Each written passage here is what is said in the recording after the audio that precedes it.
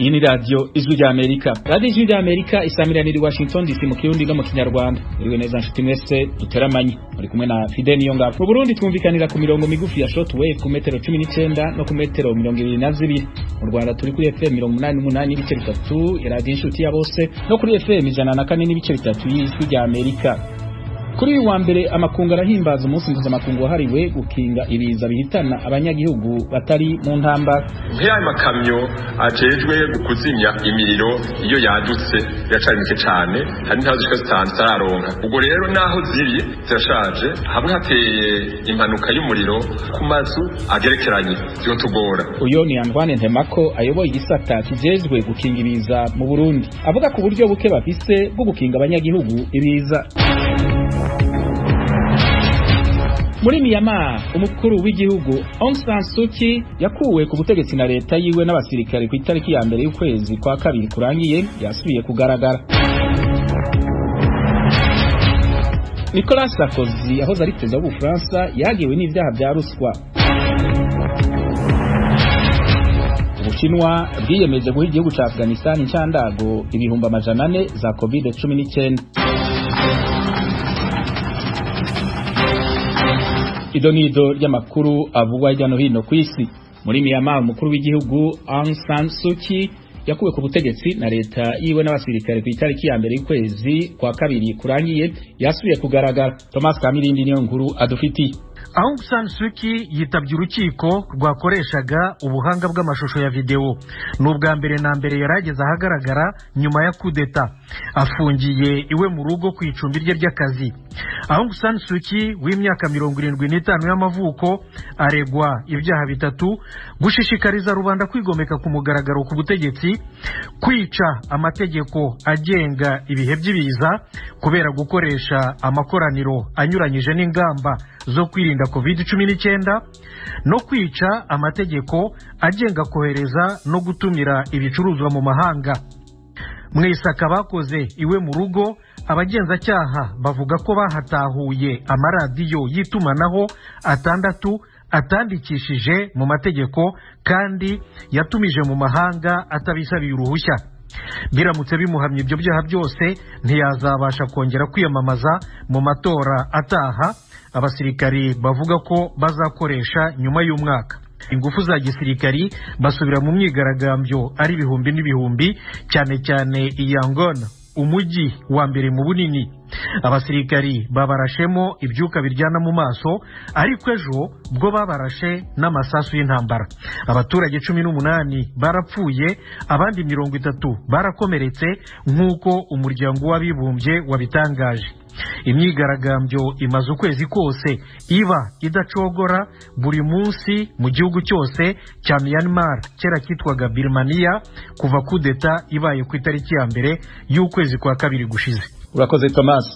Umukunzi w'umumenyeshamakuru Jamal Khashoggi yishwe urw'agashinyaguro asaba ko umuganwa wa Arabia Saudite Mohammed bin Salman ahanwa bidatevye kubera ubwo bwicanyi. Ibindi kuri no nkuru na mugenzi wacu Diane Nini Nazo. Mu itangazo yacishije ku rubuga rwe rwa Twitter, Hatis Kenjiz yasiguye ko umuganwa Mohammed bin Salman adahanywe vyoba vyerekana ko umwicanyi ashobora kwidegenza inyuma yo gukora ububisha, kandi ibi kubwiyo bigashobora kubangamira isi.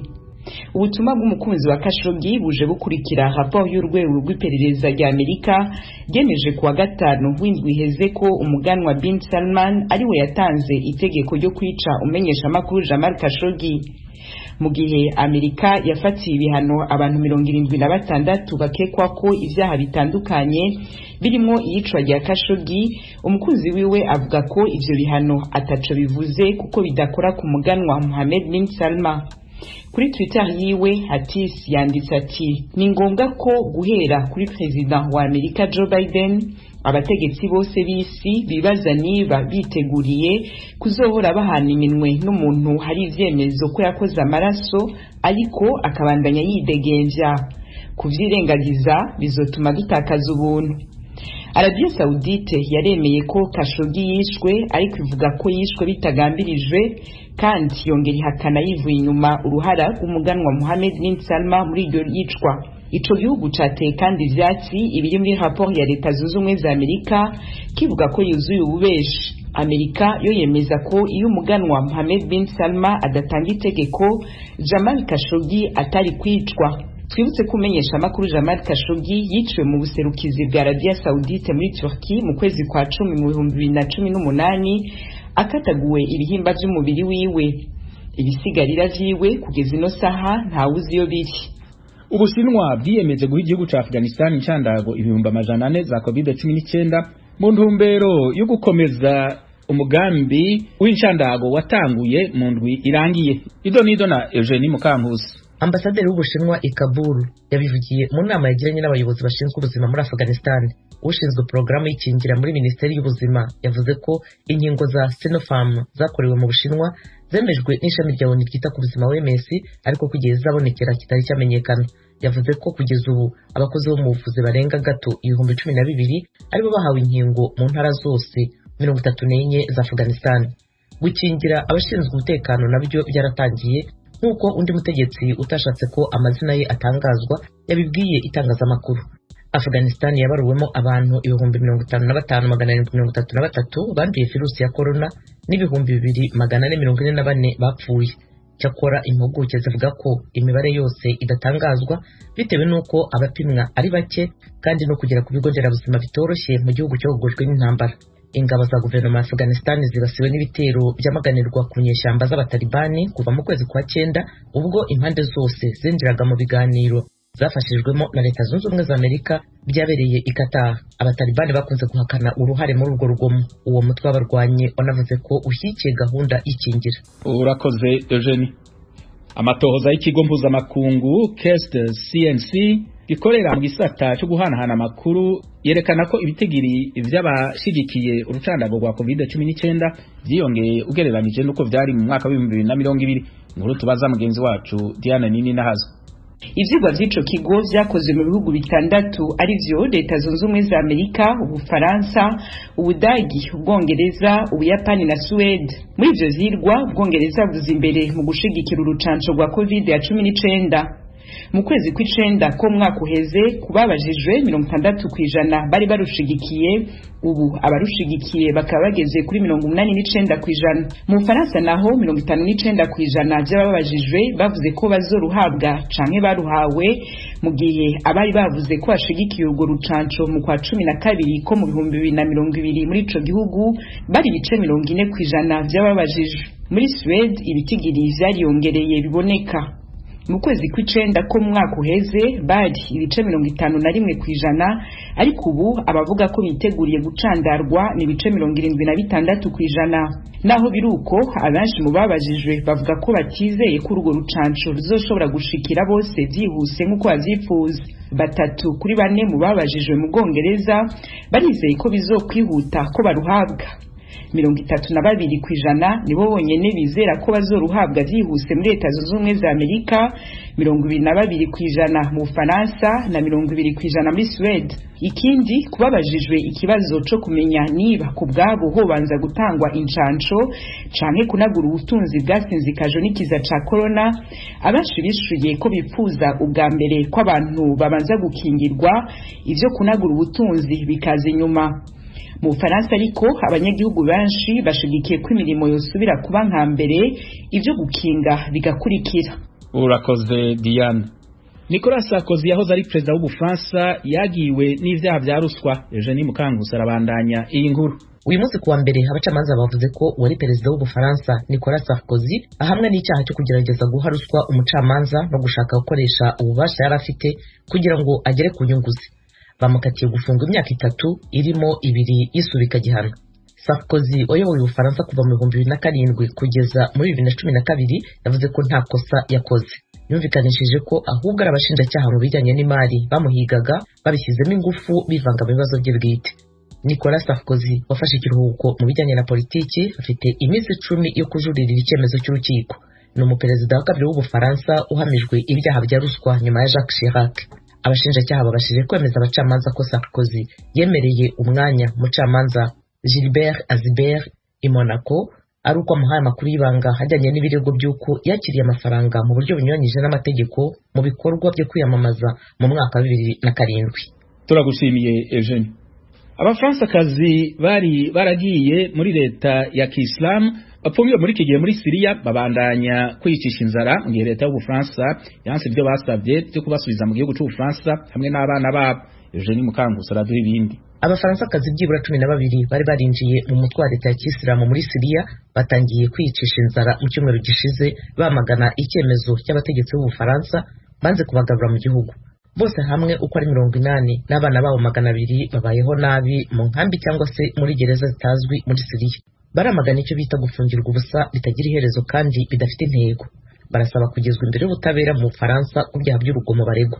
Marie Doze ubunganira mu mategeko hasobanura ko abo Bafaransakazi babayeho nabi mu nkambi ya Al-Hol-Rouge mu majyaruguru ya Syria. Akavuga ko ibibazo byabo bisa n'ibitagira iherezo mu gihe umucamanza w'Ubufaransa yatanze impapuro zo kubata muri yombi ku rwego mpuzamahanga kandi ubutabera bw'Ubufaransa bushaka kubakurikirana. Kubera izo mpamvu abo Bafaransakazi ntibashobora kuburanira muri Syria cyangwa muri Kurdistan ya ruguru. Cyakora abayobozi mu Bufaransa banze kugarura abo bagore mu gihugu. Igitutu kiriyongera ku Bufaransa ngo iki gihugu ubwacyo cyite ku kibazo cy'abo bagore. Intumwa idasanzwe ya ONU mu bijyanye no kubungabunga uburenganzira bwa muntu yasobanuye ko imibereho muri izo nkambi zo muri Syria idakwiye ikiremwa muntu. Ayo yaramwamwe mu makuru avuga hirya no hino ku isi. Muriko mubandanya kumviriza radio Ijwi rya Amerika isamiranira Washington DC mu Kirundi no mu Kinyarwanda. Mukanya amakuru yo mu karere ka Afrika ibiyaga binini. Amakuru yo mu karere k'ibiyaga binini kuri uyu wa mbere itariki ya mbere y'ukwezi kwa gatatu amakungu arahimbaza umunsi mpuzamakungu wahariwe gukingiriza bihitana abanyagihugu batari mu ntambara, Journée mondiale de la protection civile. Mu Burundi igisata kijejwe gukingiriza kivuga ko uwo munsi ushitse mu gihe ibonekeza ibiza biturutse ku myuzure y'amazi n'imiriro bihitana abatari bake. Umumenyesha makuru wacu Pierre Claver niyo nkuru arabiducira ku mayange ari mu Rwanda. Abantu batari munsi y'500 nibo bapfa bahitanywe n'ibiza mu Burundi ku mwaka nkuko byerekanwa n'igisata kijejwe gukinga ibiza mu gihugu. Abo bahitanwa n'imyuzurire y'amazi, amazu asiduka akagwa ku bantu, imiriro ihitana amazu n'amasoko, imisozi isiduka n'ibindi. Amasanganya yo mwibarabara nayo ahitana barengabo, hakiyongera ko rero ubutunzi bw'igihugu n'imiryango buhahonera nkuko ico gisata kivyemeza. Kuri uyu munsi mpuzamakungu hariwe gukinga ibiza bihitana abanyagihugu batari mu ntambara, igisata kijejwe gukinga ibiza mu gihugu kivuga ko gifise ubukene budasanzwe mu vyerekeye uburyo bwo gutabara abantu igihe hadutse ibiza. Antoine Ntemako atwara ico gisata hari mu kiganiro yahaye abamenyesha makuru i Bujumbura. Nk'aya makamyo ajejwe kuzimya imiriro iyo yadutse yacanike cyane, hari ntazo zishika zitanu tararonka, intara ya Mwaro, Cankuzo, Bubanza n'izindi. Ubwo rero naho ziri zirashaje, bikenewe yuko aya makamyo yokwira igihugu cyose mu province yose, hamwe hateye impanuka y'umuriro ku mazu agerekeranye zyo tugora turacari baki cyane muri ico gisata. Ubundi buryo ni iki? Ni impuzu zo kwambara hageze kuzimya imiriro. Ikindi kikiri ngorane n'ibigega byo gutabara. Murabiye nkayi byashitse mu Gatumba canke byashitse Inyentundu mu Cibitoke n'ahandi, tumara iminsi 3-4 tutararonka mwe tubagarukira kuko atakigega dufise aricifungurwa aramahema canke imiti. Abibuka neza ingene ibiza bibabaza n'abanyagihugu bo mu gisagara ca Bujumbura muri quartier Kajaga batewe n'amazi y'ikiyaga ca Tanganyika mu ndwi zibiri ziheze. Imyuzure yaje buke mutana masata yeje nta muntu n'umwe arasubiye kuryama ngaha mu kagace. Abantu bariko barimuka bose nta muntu n'umwe akihaba, bose bimwe. Twenyine turi benshi twe tuko turivugisha rero bamaze kugenda 5 heures du matin dusanga amazi no mu nzu ziri inyuma yacu ngaho za bomotse. Iruhande y'ivyo abajejwe gukingira ibidukikije bababazwa nuko hasigaye hibonekeza izindi mpanuka z'ibikoko ziva mu kiyaga ca Tanganyika zikajya abantu. Mu mezi 6 aheze imvubu zisha abantu 10 i Bujumbura no mu bumanuko bw'igihugu i Nyanza-Lac. Mamere Sabushimike atwara ishirahamwe ry'abagenzi b'ibidukikije Les Amis de la Nature arasigura igituma imvubu zisigaye zisohoka mu mazi zikiha inkombi. Izo mvubu nyinshi ziriko zica abantu ari uko zavogerewe n'abo bantu. Ahantu zahora zirisha ntihakiriho harubatswe amazu, ahandi hararimwa kuva Inyanzarake kuduga guca mu Rumonge, kuduga mu Kigwena, mu Minago gushika ku Magara, aho hose imvubu zica zibura aho zirisha naho ziza ziratembera, ishavu rigaca riba ryinshi, uwo zibonye zikaza kwivuna zigaca zimwica. Abarovyi n'abarimyi ibishonje zataye aho zahora ziba. Urabona ko kubona imvubu iva mu kiyaga Tanganyika duga ibujumbura mu gisagara igashika kuri Stera, haba hari ikintu cahindutse. Amategeko akinga amazi yaraho nyanzwe za metero 150 ntizakurikijwe. Igisata kiri mu gipolisi kijejwe gukinga impanuka kirafise ico gihanura abanyagihugu mu kwirinda impanuka cyane cyane mu gihe c'imvura. Guca imikobeko kandi leta yamaze kubihimiriza ku mitumba kugira ngo yogabanya imirindi y'imvura y'amazi y'imvura, kudasura kubaka ahantu hadakwiye kubakwa. Iki naco gusibura imiserege, ayo mazi ava ku mabati twomenyerera kuhashira mu binogo by'amabuye kugira tugabanye imirindi y'amazi ihitana abantu bari hepfo yabo. Iyi si ubasigara bwambura ahantu henshi yuko hotegwa ibiti. Mu myaka 10 iheze impanuka ni kimwe mu vyahitanye abantu benshi ku isi kurusha intambara, cyane cyane mu bihugu by'akarere ka Afrika y'ibiyaga binini nkuko vyerekanwa n'ishamwe mpuzamakungu ONU. Claver Nkuru, Kigali, kubwijwe rya Amerika. Urakoze Claver.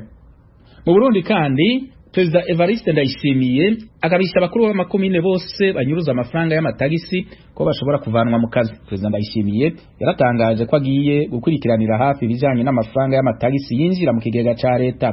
Amarishira hamwe Oricome rigwanye igiturire n'isesagurwa ry'amatungo ya leta bivuga ko ico gikorwa kitoroshe ngo kuko mu bisanzwe abanyuruza amatungo ya leta bakwiragiye mu nzego zayo zitandukanye. Nguru twateguriwe na mugenzi wacu Eroge Wirikaneza. Umukuru w'igihugu cy'u Burundi yemeza ko mu gihe amafaranga anyuruzwa n'abakozi ba leta yasubizwa mu kigega cyayo yoba amafaranga ahagije kugira ngo igihugu citeze imbere mu kwishiriraho inyubako z'iterambere harimo amabarabara, ibitaro n'ibindi, hamwe no kuronsa umuyagankuba w'abanyagihugu. Kuri w'Imana yiriwe muri komine Buraza iri mu ntara ya Gitega avukamwo hagati na hagati mu gihugu, hari mu bikorwa byo kwigira intsinzi yamushikanye mu kibanza ca perezida mu mwaka ushize. Evariste Ndayishimiye yaneguye rwose abastanteri banyonora amatungo ya leta, yemeza ko igihe cabo carangiye. Duheruka kugira ikintu cagahinyuza turaba ingene amakomine abungabunga ituga rya komine na kamaramaza gusanga bene gihugu batanga amakori akariribwa iyo nyene ntiyigira ashika mu kigega ca komine. Aha nagira mbere ngabishe babura amatari na bamusitanteri kuva ubu tukazoza guhinyuza tugasanga turosa amahera menshi kurushaho mwahora muronka. Uwo musitanteri azatatanga imiho hatawirwa aramwirukana kubera iki turinda kuva Bujumbura tuje guhinyuza. Sio yarari tubanaye tumuhemba ariko anyonora ituga ry'igihugu. Musitanteri kanura babura amatari. Duheruka kubaha abahanuzi bajejwe iterambere, muhanuzi ujejwe iterambere tuzoza kuraba mu komine tugasanga amahera ciyaboneka kuko tuje utabivuze uzumenye yuko ari we uzofata kuko ntiwatubereye ijisho. Afatiye kuberutse kwemezwa n'umushiranganje rero intwaro yo hagati ko mu makomine 3 yonyene ku murwa mukuru w'ubutunzi Bujumbura ku munsi umwe hahora hanyuruzwa miliyoni zirenga 120. Gabriel Rusiri yarongoye ishirahamwe Oricome rigwanye igiturire n'isesagurwa ry'amatungo ya leta asanga amafaranga yagenewe kuja mu kigega ca leta yibwa angana nayikoresha ku mwaka mu mwaka amamiliyaridi ashika ku 15 mu makomine atarenga 3. Iyumviriro tugiye mu makomine 119 murumva yuko ari hafi bije y'igihugu cose. Aho nituvuze ayagenda mu masoko ya leta n'ahandi amamiliyaridi arenga 1500 agenda mu mifuko y'abantu. Murumva yuko ivyo kuvuga ko igihugu cacu c'u Burundi gikenye bitarimwo, ahubwo gikenye abantu biteka bashize kure za ngwara abagiriki ba kera batoye z'ukwifuza n'umunezero urenze. Umuntu aza gutwara abandi ibintu by'umwina by'umunoho by'indandende babanza kubimukuramwo kuko inda nibanga bitabangikana. N'abadahuriza ku gitigiri na Perezida Ndayishimiye yemeza ko ibintu vyayogeye wamaze guharura imiliyaridi zirenga 40 zija mu mifuko y'abantu ku mwaka utaje. Na kamaramaza kubona ahantu hahora hatozwa imiliyoni 5 mu ndwi hagatozwa miliyoni 30 mu ndwi zizo 25 zagiye. Aha rero ndabagabishije bazitantera bimenye ubu nibabenye naribo baja gupima bigeragereza ubushikiragaje bw'intwaro hagati bukazorungika baza guhinyuza bagasanga baciye bunguka ni musitantera bayaho yahora yiba. None twovuga ko ari inde? Tuzovuga ko ari inde yahora yiba. Ubu tuzoza turaza twirabira uwo tuzosanga yahora samara tuzomurungika gusamara nta kundi. Biramaramaje. Twasanze mu gihugu cyose hashobora kuba hibwa imiliyaridi zirenga 40 mu mwaka. Nimwiyumvira nk'indongozi zisamara umugera wa corona ukatwinjirana rugaca turi amamiliyaridi y'amahera yo kuvura corona kubera indongozi zasamaye. Ayo mahera yokoze iki? Rusira twarawe ko mavuga ko ushaka kugwanya igiturire yakwiye guhera mu nzego zo hejuru z'igihugu. Ahubwo n'ibintu biba kuhera kubatunganya amafaranga ya leta mu biro by'umukuru w'igihugu kugenda mu maserivisi yose ya leta kuko imyaka irenga 18 ishahamwe urikomera imaze rikora byarabibonye nuko usanga aba bantu ingufu bafise zirenze gusumvya ivy'igihugu gifise. N'umuntu wese rero aramutse bakoze ko niwe wenyine acagira ingorane. Rero abantu bose bariko barakora ivyo kubuza abanyoni nukuri barakwiye gushigikirwa, twese tukabashigikira kuva mu biro by'umukuru w'igihugu gushika mu biro by'umukuru n'amashinga amateka nkenguza amateka inzego z'igihugu zose aho bajira amafaranga abasuma barakomeye gose mwa kino gihe basumvye inguvu leta. Mu kurindira kwizo nguvu zera kumbure President Ndayishimiye amenyesha ko abantu bose bivye leta atakigongwe yazobaha mu misiza azotanga ikigongwe ku mbohe zitandukanye kugeza barishitse ntijya nyuma. Nagira ndabwire buca dusohora itegeko rigirira ikigongwe mu bakozi bibi bapfunzwe. Mugu uzi yuko yagiye yivye atayarishe ntazovayo. Uwuzi ko yivye atayarishe ntazovayo nahazoba kwijira ikwiye. Uwuzi yuko yakomerekeje umuntu bakavuga ati uyu muntu utegerezwa kumuhindishira akababaro ntazovayo atamuhaye iyo ndishira akababaro. Ikiganiro cy'umwaka uheze cy'umuryango mpuzamahanga urwanya igiturire Transparency International cerekana ko Burundi buri mu bihugu 10 vya mbere ku isi bivugwa mu giturire bukaba muri 7 vya mbere muri Afrika. Naho biruka kuva mu mwaka wa 2005 Burundi bwashize inzego nyinshi zigwanya igiturire zirimo brigade hamwe na sentare bigwanya igiturire hamwe n'ubushikanganje bw'intwari bereye ariko bwobwo President Mushasha akaba yarabufuse. Eroje uri kaneza ijuru rya Amerika. Tuve mu Burundi tuze mu Rwanda aho imyiteguro yo gushingura padiri Obalde Rurirangoga iriko iraba kuri centre ibanga ry'amahoro. Umumenyesha makuru wacu Temistocle Mutizima yanyarukiyeyo maze adutegurira iyi nkuru. Na mbere yo kugera ku ibanga ry'amahoro urasanganirwa n'imyiteguro igaragara ko yatangiye na mbere y'uko umurambo wa padiri Ubalde Rurirangoga ugezwa mu Rwanda kuwa gatandatu w'icyumweru gishize. Imihanda yerekeza kuri iyi santere bigaragara ko yanyujijwemo imashini zisiba ibinogo n'izitsindagira igitaka kivanze n'urubuye cyashyizwemo. Ku ibanga ry'amahoro ubwaho haragaragara abakozi bake barimo abategura imva agomba gushyingurwamo, abasukura kiliziya ndetse n'abatunganya ubusitani. Imihango yo guherekeza uyu musaseridoti wabaye rurangiranwa ku rwego rwa Diocese Gatolika ya Cyangugu akomokamo iratangirana n'umugoroba w'uyu wa mbere. Padiri Habimana Ubalidi ayobora santere ibanga ry'amahoro. Nagera hano i Rusizi aranyura muri Eveshe naho bakora isengesho riringaniye ryo kumusezeraho.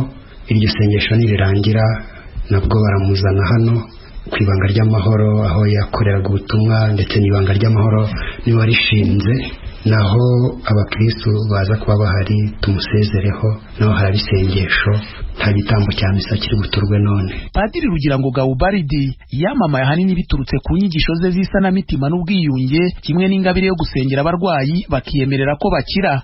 Nyuma yo kwakirira umurambo waha ku ibanga ry'amahoro, indi mihango yo kumusezeraho bwa nyuma no kumushyingura irakomeza kuri uyu wa kabiri. Icyakora ubuyobozi bwa santere ibanga ry'amahoro bwabwiye Ijwi rya Amerika ko bijyanye n'amabwiriza yo kwirinda icyorezo cya virusi ya corona yizitabirwa n'abantu bake cyane. Amabwiriza yo kwirinda icyorezo cya covid mu gihugu cyacu ateganya umubare muto cyane w'abantu baherekeza uwitabye Imana. Turi gutoranya ko bigoye, rero hazaba hari abapadiri birumvikana baringaniye bake na umuryango we bakeya n'abihayimana bakeya. Ntabwo imibare none hanyifite neza ku buryo nahita nyiguha, ariko tuzakora ku buryo twubahiriza amabwiriza yo kwirinda icyorezo cya covid-19. Muri ibi bihe by'icyorezo cya covid-19 iyi santere ibanga ry'amahoro ubwe yashinze benshi bafata nk'ahantu h'ingenzi cyane mu bijyanye no kwiyegereza Imana. Ntabwo ikigendwa nka mbere, ariko kandi iyo hageze ntubura bake baje kuhasengera. Bamwe mu baganiriye n'Ijwi rya Amerika batubwiye ko bababajwe no kuba batazabasha guherekeza uwo bafata nk'umubyeyi wabo. Ntabwo bitubabaje cyane kuko ari itegeko, ariko nyine iyo bitaba itegeko n'abana twari kuzabaza umubyeyi wacu rwose. Ibikorwa yagiye dukorera mbega nibyo bizamugeza no mu ijuru. Ko bavuga ngo ni umuryango n'abihaye Imana gusa, tuzabifata uko bere ko tuzifatanya mu kababaro. Byabaye ngombwa niba ejo tashoboye kuba batuma ninjira hano, ariko ko none naje ku kiriyo cyo kwifatanya nako gahinda duhagazemo. Twe nk'abakirisitu rero uretse mu maparuwasi yacu gutangira kumusabira misa, mbega imisa ziri gusabwa nicyo tugomba kumukorera, kuko ntabwo twakwirengagiza ibya leta nabyo. Padiri Ubaridi Rugirangoga yatabarutse ku itariki ya 8 y'ukwezi kwa mbere muri uyu mwaka wa 2020 aguye muri Leta Zunze Ubumwe za Amerika, aho yari yaragiye mu masengesho yari asanzwe akorera hirya no hino yo gusengera abantu. Abahafi ye bavuze ko yazize ukwiyongera k'uburwayi yari asanganywe kwatewe n'icyorezo cya COVID-19 yari akirutse. Yapfuye yari amaze imyaka 36 ari umusaseridoti. Umurimo we wa gitumwa yawukoreye cyane muri diocese ya Cyangugu ari nayo akomokamo. Nubwo abagani ibanga ry'amahoro batazabasha kumuherekeza, bishimira ko agiye gushyingurwa kuri iyo santere nk'uko babyifuje. Temistokle Mutijima, Ijwi rya Amerika mu burengerazuba bw'u Rwanda. Imvura nyinshi irikiragwa muri iki gihe irabangamiye zimwe mu mpunzi z'abarundi zahungiye mu ikambi ya Mutenderi mu gihugu ca Tanzania. Ni mu gihe haciye imyaka irenga 3 batarasanurirwa amazu cyane cyane abadafise ubushobozi bwo kwifyaturira amatafari kugira baronswe amabati. Ni inkuru ya mugenzi wacu James Joven akorera mu ikambi y'impunzi z'abarundi zahungiye mu gihugu ca Tanzania. Mukecuru nta kuntu nyene ndifashije, ndatakambye kweri abayuweni yiko mwotugarukira n'ukuri tugeze kurera. Abagituye mu nzu z'amahema hanini n'abageze mu za bukuru abafise ubushobozi bwo kwifyaturira amatafari bo baronkeje amabati hama biyubakira inzu zikomeye. Muri iki gihe cy'imvura amaganya ni menshi kubera iyo imvura iguye haba ingaruka mbi kuri bo. Aba ni bamwe mu bavugiye kuri mikro y'Ijwi rya Amerika. Nyene nta bushobozi, nyene nta kuntu nyene ndishoboye kweri, nta buryama nta kifise, ribereye uwo ngaho nyene nanje atakuntu ntishoboye kugira ngo fyature nje mu gikondo fyature amatafari ngo ndiyubakire, byose byaramburiye. Kandi naho imvura yagwa tukagerekerana nyene n'akantu gateye umuntu yibombekezamo, inzu no kugwa yaraguye, ubuti burimo bwaraboze. Hari igihe gishika nkajya no gusaba indaro n'agakoni ntekamo, akantu nyene k'ubute niteri nakatanganyije imvura iguye, buguma imvura yaguye mu ziko, ahantu ndyama n'ubusare bwarahezemwe, nta n'akantu ufise n'agasafuriya harigihe bamfa nkaja gutira, ubusahani bwobwo bwose babuntwaye bwose. Umve n'ibintu by'ibibazo byose nyene. Inzira apfa, ibiti bikavunika kubera umuyaga, n'agahema kagatabuka, imbeho n'ifurira nyagirwa kubera haba hanyagize nyene, abana imbeho ikabica. Natwebwe tukiri mu nzu z'amahema, nk'ubu nk'iyi mvura imaze iminsi igwa ihengera mu ijoro ikacirwa, ibiswasu umuntu yaryama ko biranyagirwa ugasanga ariko aranyagirwa bura naho umwana musira. Nk'ubu nyene n'agafu gusanga kanyagiwe, nko mu ijoro ukatusanga uriko uradodora ku nzu z'abandi biyubakiye ngo bakugamishe, uronka ukuntu wugamisha umwana ugasanga ni hatari nyene. Nabo hari nabo bavyuka bakugurura ukugama, n'abandi bigira nk'abatavyumvise. Umubabaro ufise nuko ndyama mu nzu imeze nabi, mu kazi kava habura aho ndyama. Twomba ugasanga twononekaye, wari watwogeje ugasanga ibivu biza birahunguruka biza ku meza. Gasaba rero ko wama uroza gasabuni kagahuta guhera nawe ubona gateba no kutugira tukaronka. Urabona nisakaye nyene umuntu arahari no mwijoro agira n'ibintu byo kuba kumva ibiyaga biragurutse cyane n'igisuma cyaza nacyumva. Sinzi impamvu zatumye bataduha ntacyo tumenye. Ishirahamwe na Norwegian Refugee Council NRC inge rikorera mu gisata cyo kuronsa impunzi buraro, ariko izo mpunzi zivuga yuko haciye ikiringo c'imyaka 2 zitararonswa amahema cibure inzu z'umwuzurira, ibyo bita amatenti. Kubw'iyo mpamvu amahema bafise yaratabaguritse. Aha basaba iryo shirahamwe kubagarukirako. Tusaba baduhe cyane cyane bambaye nk'agatenti n'isawa canke bakampa agahema